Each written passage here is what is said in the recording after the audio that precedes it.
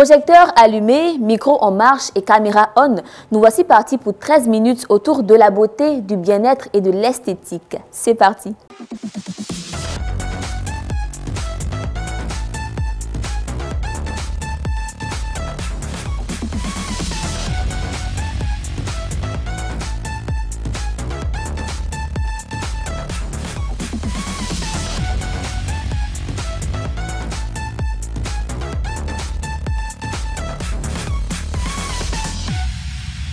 Au sommaire dans Infoglossy, il sera question du nettoyage de mèches naturelles.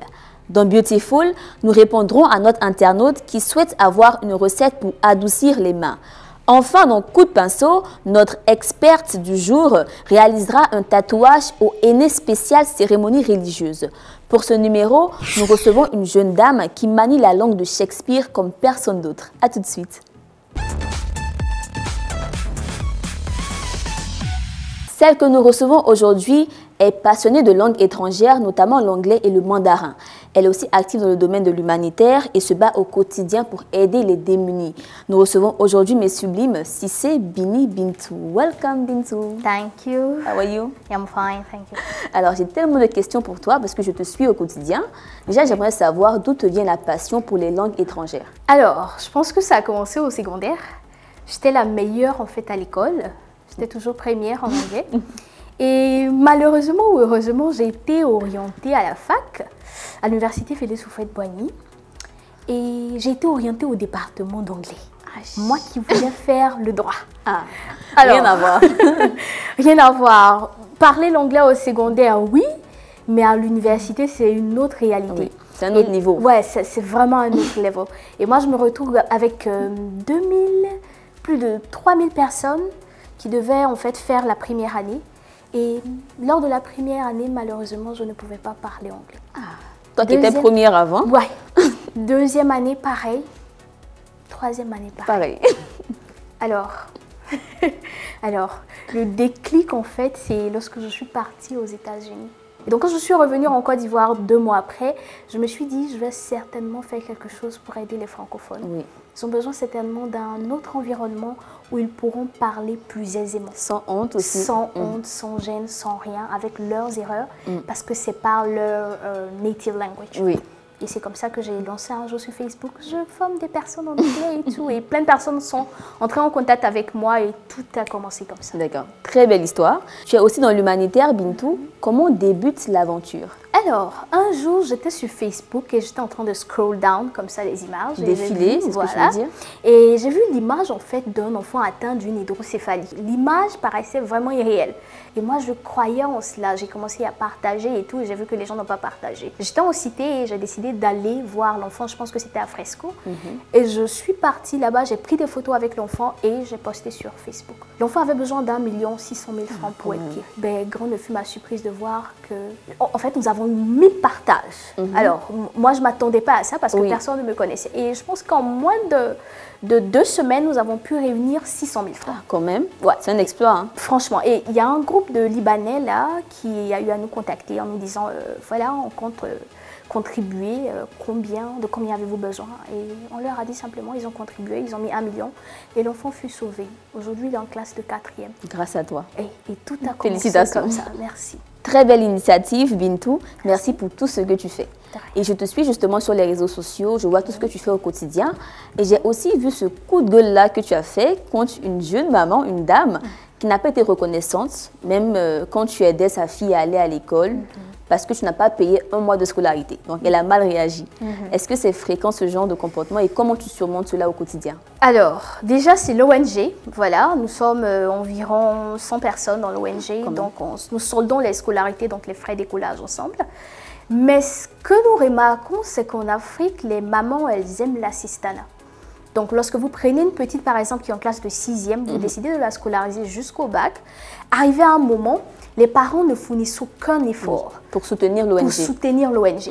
Alors que nous avons des centaines de filles que nous suivons et c'est vraiment pas facile de solder parce que nous aidons des filles qui sont dans des écoles semi-privées. Donc, lorsque nous ne pouvons pas, on solde au moins la moitié, on demande aux parents de payer l'autre moitié.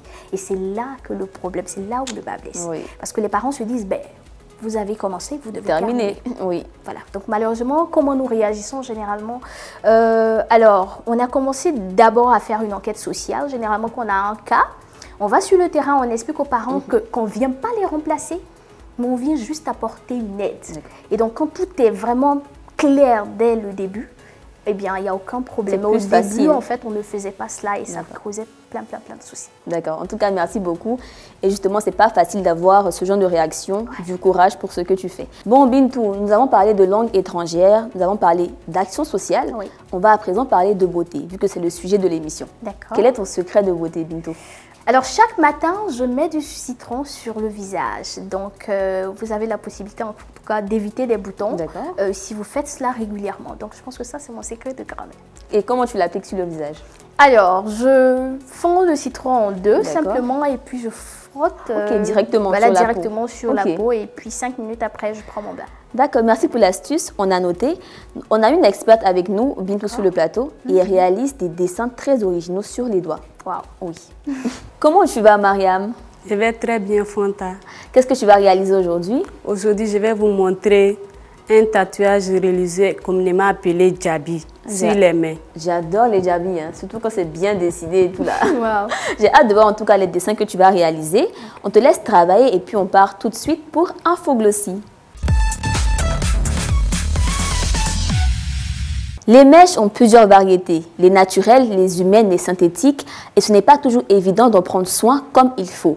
Aujourd'hui, on vous donne des astuces pour entretenir et nettoyer vos mèches naturelles sans les abîmer. On regarde.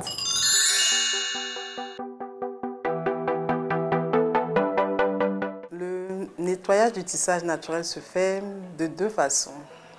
Quand vous avez les tissages directement tissés sur les cheveux, et donc, vous pouvez prendre le vinaigre de cidre, par exemple, vous avez un verre de vinaigre, un verre d'eau, pardon. Vous rajoutez 2 cuillères à soupe de vinaigre de cidre, vous mélangez et vous le renversez dans un pot dans lequel vous pouvez procéder par la pulvérisation sur les cheveux, sur les mèches. Et parce que le vinaigre va vous permettre d'enlever les odeurs puisque vous ne pouvez pas faire de shampoing. Et vous peignez tout doucement, vous pulvérisez, vous peignez, vous le faites une fois par semaine. Ça va vous permettre de garder vos mèches sans les odeurs et puis bien lisses. En fait. Comme vous avez les perruques, vous procédez par un shampoing comme des cheveux naturels que vous lavez. Le shampoing, vous faites votre shampoing et après le shampoing, vous le badigeonnez du conditionneur, du démêlant par exemple. Vous le massez bien avec le démêlant, après vous le trempez dans de l'eau très chaude. Vous vous laissez dans l'eau pendant 5 minutes. Après, vous retirez et vous rincez très bien le tissage tout en le brossant pour enlever les nœuds qu'il y a dedans pour qu'il soit bien lisse. Quand vous avez fini cela, vous le mettez, vous le séchez à l'ombre. Vous le séchez à l'ombre et puis voilà, vous pouvez, il reste lisse, brillant, neuf, comme si vous venez de l'acheter en fait. Bon, les gestes à éviter quand on a des perruques naturelles, c'est d'éviter de trop les brosser avec trop de pression.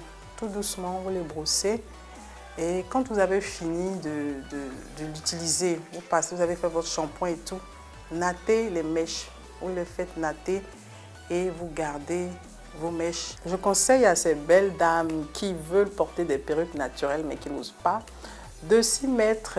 C'est pas difficile à entretenir, les mèches sont faciles à entretenir. Comme on l'a expliqué, ça vous rend belle, sublime. Et puis, voilà. Merci à Nando pour ces précisions. On comprend donc qu'il faut prendre soin des mèches naturelles, comme des cheveux naturels en fait, avec beaucoup d'attention et de délicatesse. Comment tu prends soin de tes mèches?